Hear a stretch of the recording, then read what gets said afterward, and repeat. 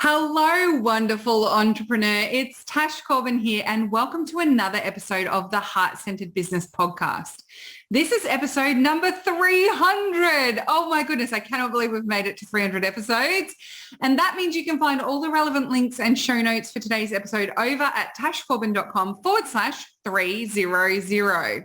As a special longer form podcast for episode number 300, I want to share with you 8 lessons from the 8 months I have had ad-free in my business. So as some of you may know, in July 2021, I came to Australia from New Zealand for a surgery.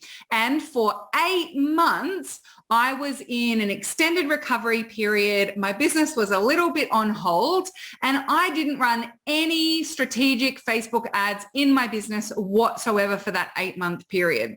So what I'm going to do is I'm going to unpack for you the lessons that I learned from having 8 months ad-free in my business so that you can use these lessons to look after your organic and paid reach on social media and really focus on how you grow your audience, grow your reach, and continue scaling up your business. So if you are interested in hearing these lessons and how you can apply them to your business, then this is going to be a super helpful episode for you. Let's dive on in.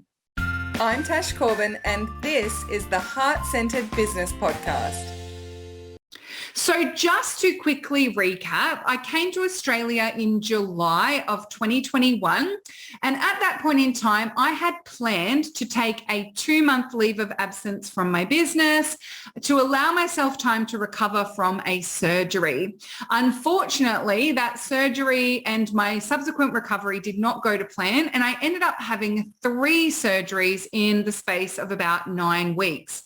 And my recovery from those 3 surgeries was extended out beyond Christmas of 2021 all the way into the early weeks of 2022. To the point where now it is February, and if you're listening to this, it's likely March of 2022, and I still have not brought back consistent ads into my business because I'm emerging in my business and I'm just starting to really build up a little bit more momentum in my business and build up my time and my hours that I'm working in my business, as well as what I feel comfortable in advertising and marketing in my business as well. So I've learned quite a few really big lessons about both organic reach and paid reach on Facebook, my ad strategies, audience growth over this 8 months, whilst I try to maintain the audience that I have and even get some audience growth, whilst not being particularly active in my business and trying to keep things ticking along as per usual. Now, I must say that when I first planned to take time off for these surgeries, I never expected that my recovery would take as long as it did. So I was prepared for my recovery to be 1 month, maybe 6 months longer than expected, but I was not prepared for it to be this extended period of absence from my business. There were some weeks in my business where even an hour or 2 for the entire week was beyond what I was able to do in terms of hours, time, energy. I was zapped of my energy. My recovery was very big. It was very emotional. It was very draining. I was going through a huge detoxing period as well. So it was a really tough time for me to feel so separated from my business. And it has taken me time and focus to really even get back into the swing of things. And I would even say now that I'm not fully back into the swing of things in my business. So with all of that in mind, also I should mention my Facebook ads manager, the fabulous Georgia, she had a baby and she went on maternity leave. So we had already planned to stop my ads in July when I went for my surgery. And then her maternity leave was starting in late August, early September. So we decided that until she was fully back from maternity leave and I was fully back from my surgeries, that we would just put a pause on all Facebook advertising at that point in time. And so with all all that extended period for her being away and the extended period for me being away, we still haven't restarted our ads. Now, I'm not even sure that I'll go back to having a full-time ads manager looking after my ads for me in my business. At this point in time, I'm just working on rebuilding what I do organically and getting all of that working in business as usual, working like clockwork, because I know there's so much untapped potential in my business, in my organic reach and my organic strategies, enough as it is, without then needing to put the extra complexity of adding paid reach into my business. So here are my big 8 lessons from this extended period of time without ads and how they might apply to your business, or what I've learned from them and what I'm going to be doing as a result. The first thing I want to say is that organic reach on Facebook and on Instagram is by no means dead, but it's also not scalable enough to grow my audience significantly at the pace with which I want to grow my audience. So organic reach is not dead whatsoever. I have around 8,000 followers on Facebook now. And in February, it's currently February when I'm recording this, I am seeing that the average reach of my posts on my Facebook page has now gone beyond 1,200, 1,300 people per post. So back at this time last year, my organic reach on my Facebook page would have been 300 to 800 reach per post on my Facebook page, which at the time was still very high percentage-wise compared to other people, what other people were saying they were getting reach with on social media. Now, the one thing I have maintained, regardless of whether I've been in the business, not been in the business, doing ads, not doing ads, is that I am very consistent with posting on my Facebook page in particular. And that organic reach has benefited from my consistency. One thing I do want to say is that for a lot of people, they say Facebook reach is dead, engagement is down, no one engages on Facebook anymore.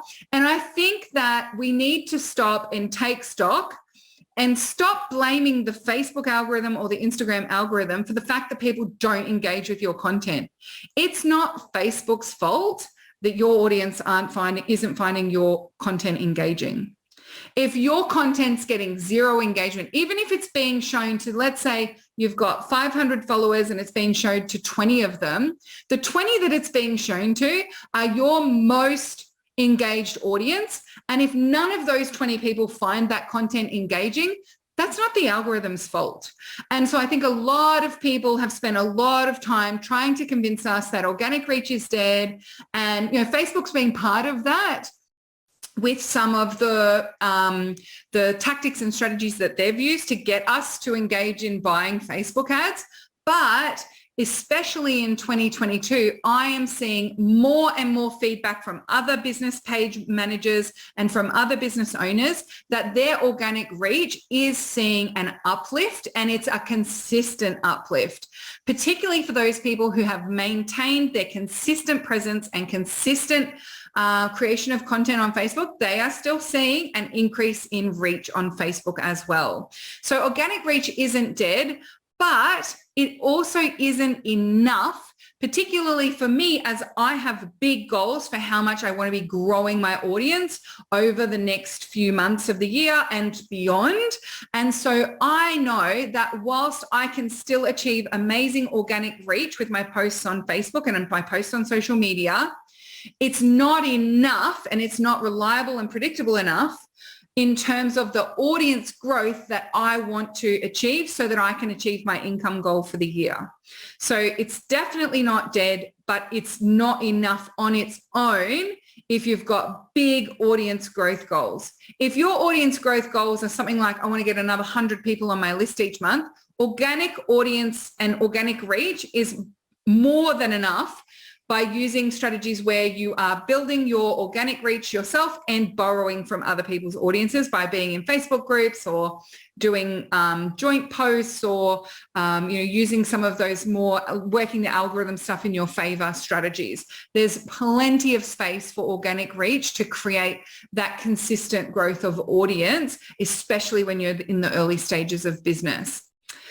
Lesson number 2 is that your mailing list is critical. And I know that you hear this from everyone and you hear this from me all the time, but I want to reiterate it because even though like most online business owners that I speak to, that I work with, that I see in the online space speak the language and talk the talk, 90% of them don't walk the walk.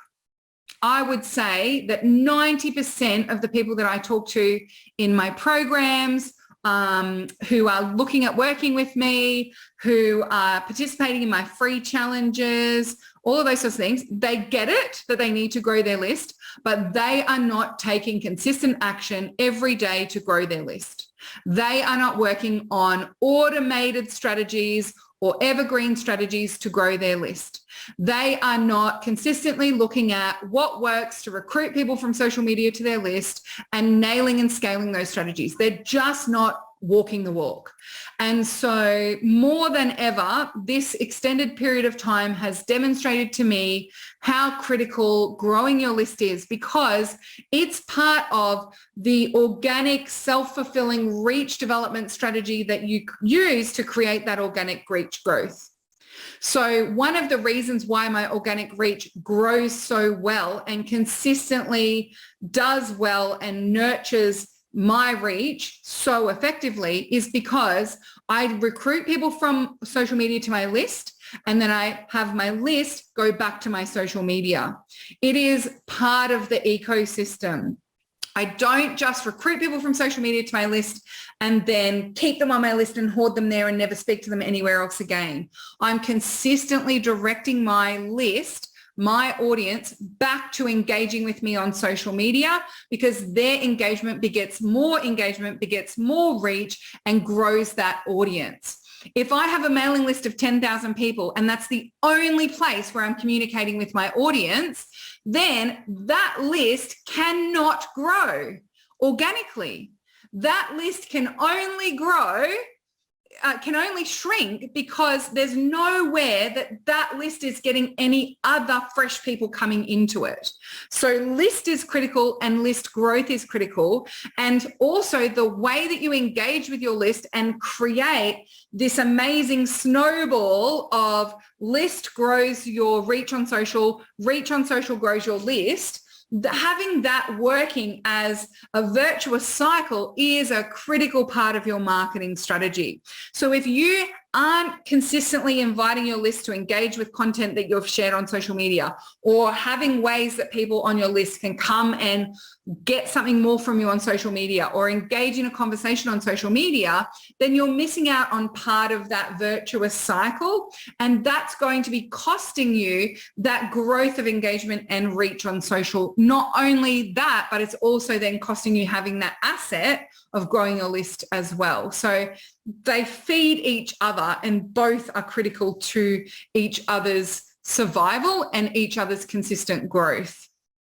Lesson number 3, my page reach renewed far quicker than my group reach. So I have a Facebook page with over 8,000 followers, and I have a Facebook group that has over 35,000 members. After my extended leave of absence from my business, my reach on my Facebook page grew back to what it used to be very quickly. My reach on within my own Facebook group, the group that I have created, curated, led, administered, paid for the administration of, engaged with for over 8 years, my reach within that community of 35,000 people is still consistently lower than my reach on my Facebook page with just over 8,000 followers. So the audience is bigger. Most of the members of that audience have been around longer. It's a much more engaged space. There are hundreds and hundreds of posts per day in that Facebook community. I get hundreds and hundreds of comments per week. I get far more engagement to reach ratio, right? If I get a reach of 100 in the Heart Centered community, I will get 25 comments. If I get reach of 100 on my Facebook page, I'll get 1 or 2 comments. And yet my reach within that group is still less than my reach on my page. I think that there's going to need to be some shift, or that there's something coming on Facebook that means that for now, growing your own free Facebook group in particular is not a viable, scalable strategy yet.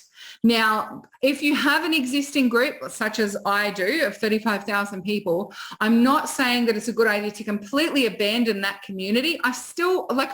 I go to that Facebook group as a member, right? I love that Facebook group for the things I learn, the people I connect with, the networks that I make in that community. And I am in that group. It's a very peer-led, shared leadership model, and I totally love and adore that.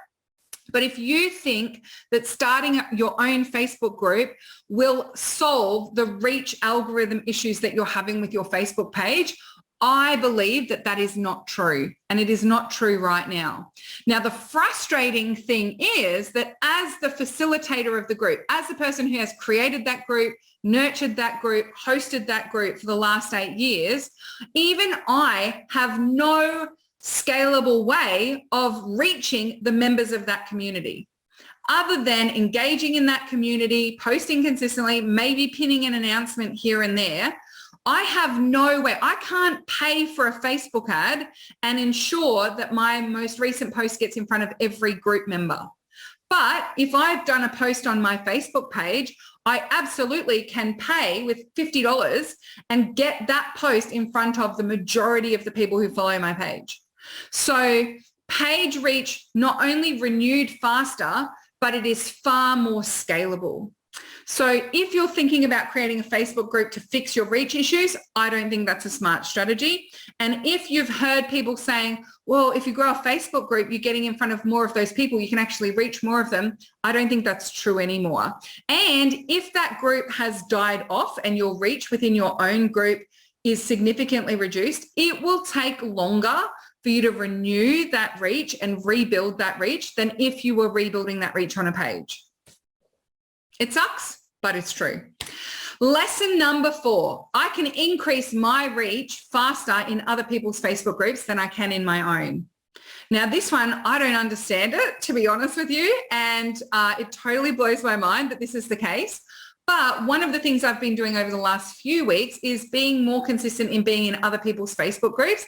And I am getting more engagement, more reach, and more people coming over to my Facebook page from those groups than I'm getting from my own group.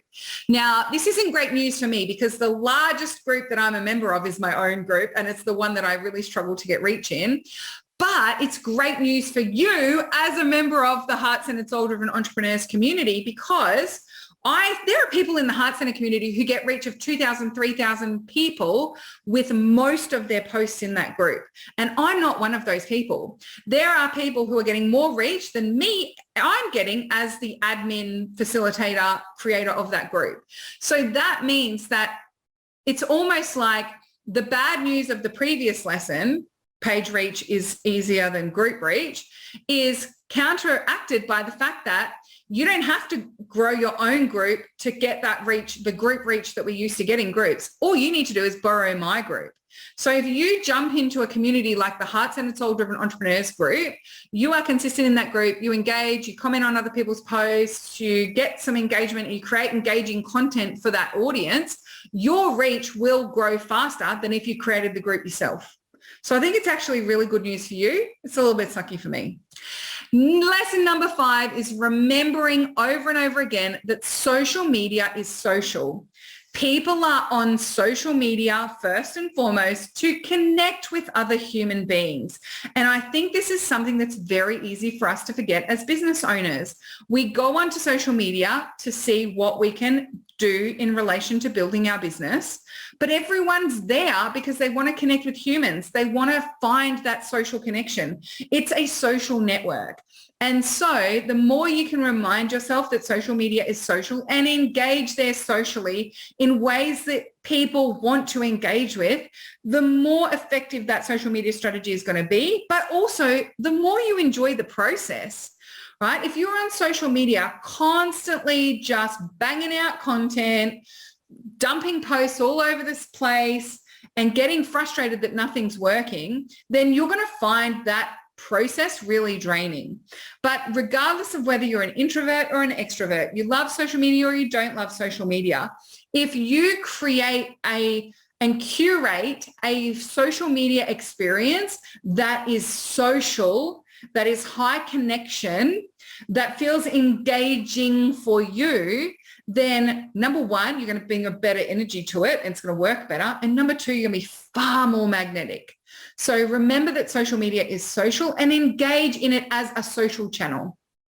Number 6, you can still make sales when you don't have Facebook ads running. Now, those sales are more likely to be with your hottest audience, your hottest peeps in your audience.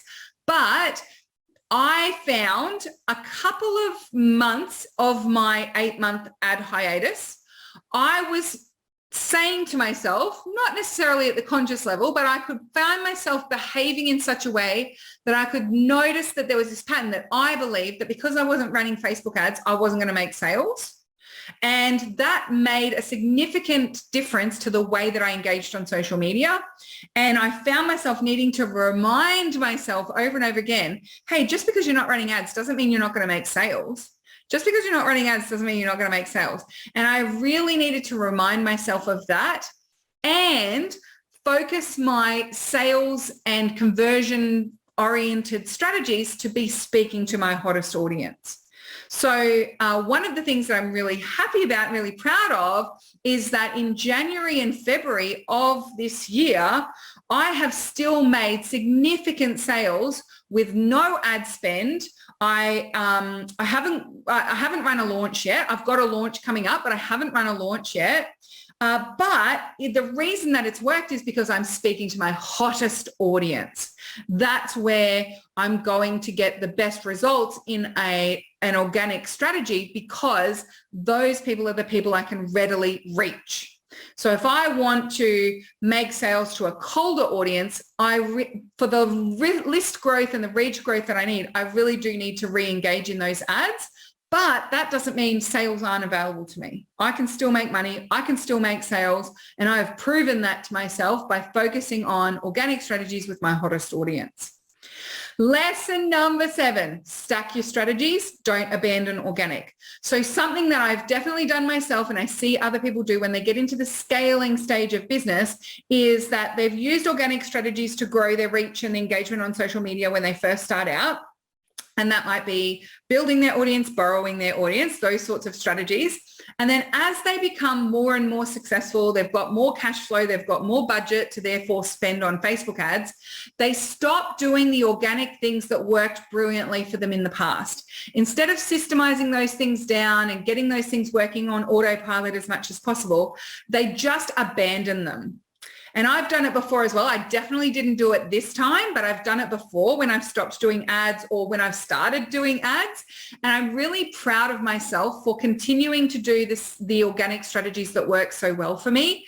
Because what that means is that when I do add ads back into my strategies, those ads are going to be more effective, more cost effective, they're going to be cheaper, and they're going to snowball and create the results that I want much faster than if I completely abandoned my organic stuff every time I used ads, right? So the beautiful thing about the last 8 months has been that my organic strategies have been easy to fall back on and have continued to do really well because I didn't abandon them when I was really hyper-focused on Facebook ad strategy.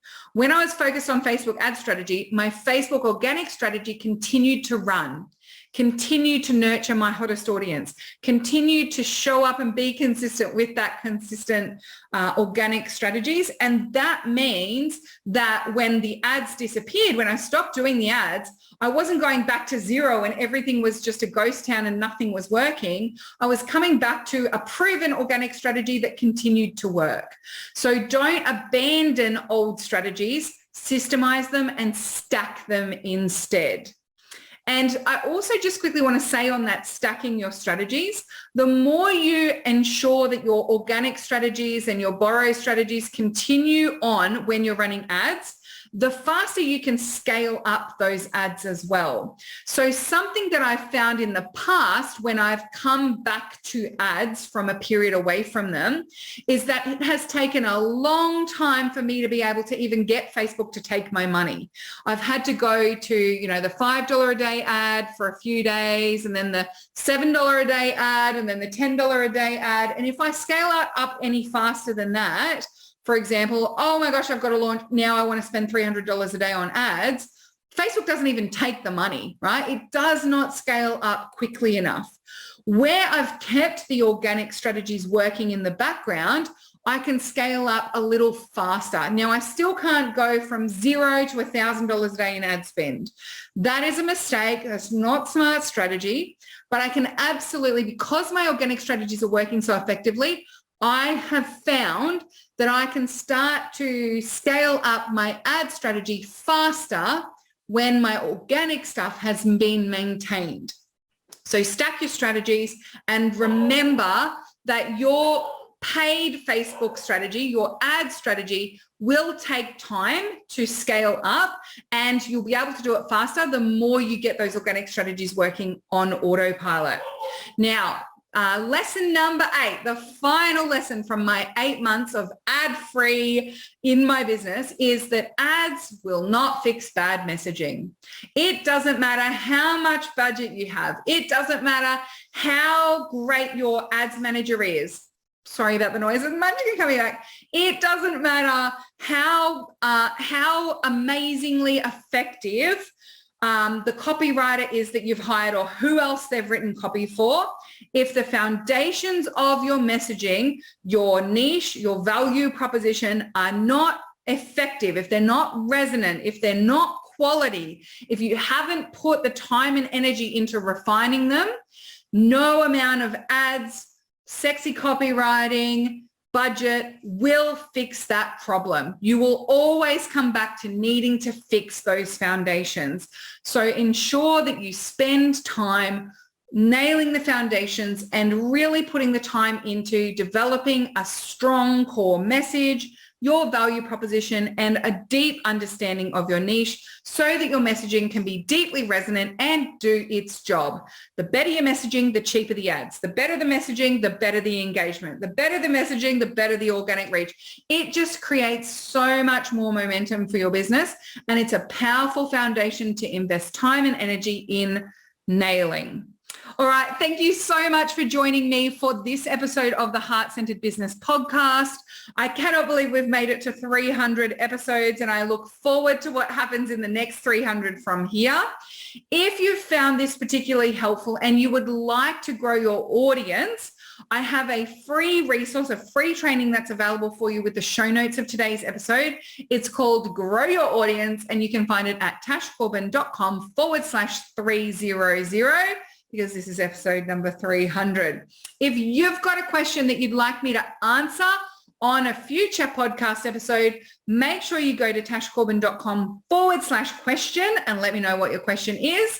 And if you've been loving this podcast episode, if you'd like to help me celebrate 300 episodes of the Heart-Centered Business Podcast, please take a screenshot or a selfie of yourself listening to the podcast. Tag me in it. I'm at tashcorbin.com. I'm at tashcorbin on Instagram. So that's probably the easiest place to tag me. I'd love to connect with you. I'd love to hear what you thought of these lessons, any ahas that you've had. So send me a message on Instagram, take a photo, take a selfie, take a screenshot, and tag me at Tash Corbin. And I'd love to connect with you over on Instagram today as well. Thank you so much for being here. Until next time, I cannot wait to see you shine. And thank you for listening to this episode of the Heart-Centered Business Podcast. Bye for now. Would you like more tips, tools, and resources to help you grow your heart-centered business? Head to tashcorbin.com today.